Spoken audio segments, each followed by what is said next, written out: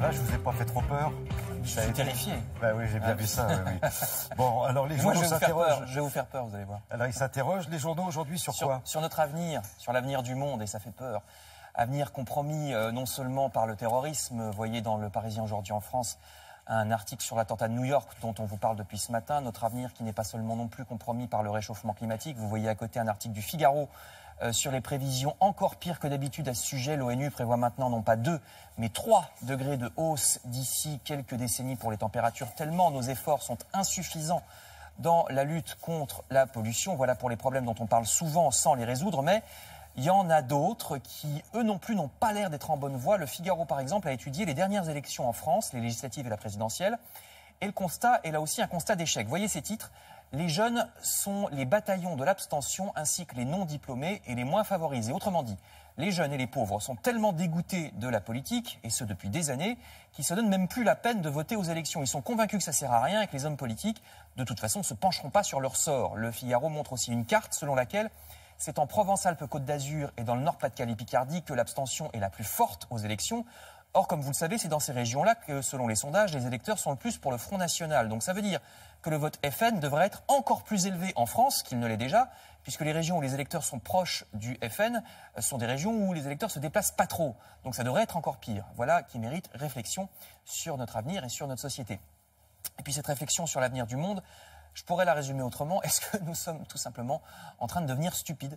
Stupides et même plus capables d'écrire correctement le français. En l'occurrence, voyez cet article du Canard enchaîné, qui est allé voir le site internet de l'UNEF, vous savez, le syndicat étudiant. Donc c'est écrit par des jeunes qui sont étudiants, qui sont censés avoir un certain niveau. Eh bien, regardez comment ils écrivent sur leur site internet. Il y a une faute par phrase.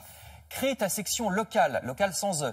Il faut un soutien financier, soutien avec un S, mais financier sans S. Il faut se mobiliser, se avec un C.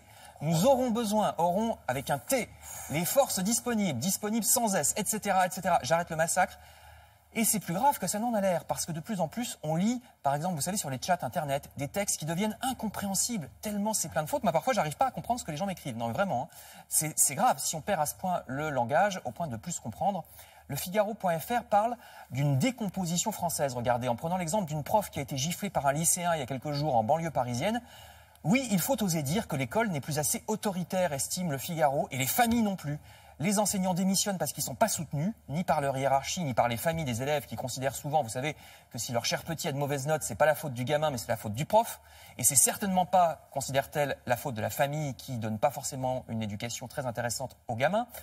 N'oublions pas qu'en France, année après année, les ventes de livres sont en baisse. On lit de plus en plus d'idioties sur Internet, mais on lit de moins en moins de livres. Or, c'est très important de lire des livres. Je termine avec cette initiative intéressante et très courageuse en Syrie.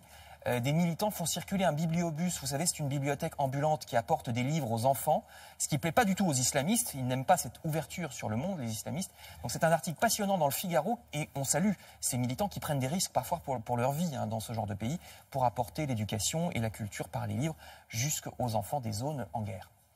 Vous vous rendez compte, Jean-Frédéric, quand on était la génération, la nôtre, oui. On nous disait, si tu écris un CV pour demander du boulot et tout, si tu fais des fautes d'orthographe, t'auras jamais le boulot, quoi, et tout. C'était capital. Eh bien, c'est vrai, figurez-vous. Parce que malgré les rappeurs imbéciles qui font une orthographe totalement aléatoire et qui disent « mais j'ai réussi quand même », c'est très très minoritaire. Quand vous envoyez un CV, vous avez un boulot normal, c'est-à-dire les gens qui sont ni rappeurs ni footballeurs, quand vous envoyez un CV, si c'est plein de fautes, statistiquement, vous avez moins de chances d'avoir le boulot. Et c'est bien fait. Merci, merci Frédéric. Allez, on part.